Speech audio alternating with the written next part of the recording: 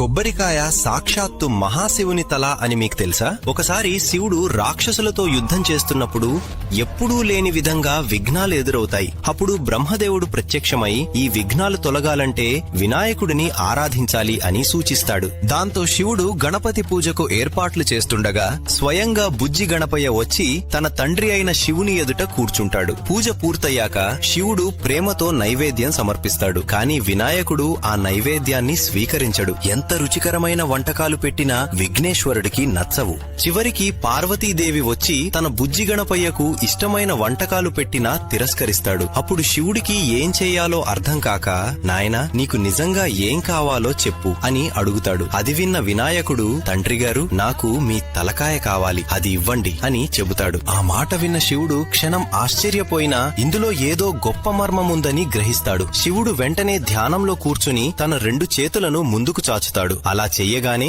ఆయన చేతుల్లోకి తెల్లగా మెరిసే గుండ్రని పవిత్ర పదార్థం ప్రత్యక్షమవుతుంది. అది అసాధారణమైనది. శివుని తలలా 3 కళ్లతో ప్రకాశిస్తుంది. అనంతరం శివుడి జటాజలంలో ఉన్న గంగమ్మ జలరూపంలో దానిలో ప్రవేశిస్తుంది. ఆ పవిత్ర పదార్థాన్ని వినాయకుడు సంతోషంగా స్వీకరిస్తాడు. అప్పట్నుంచి ఆ దివ్య ప్రతీకనే మనం కొబ్బరికాయగా పూజల్లో సమర్పిస్తూ వస్తున్నాం. ఫ్రెండ్స్, ఓం నమః శివాయ.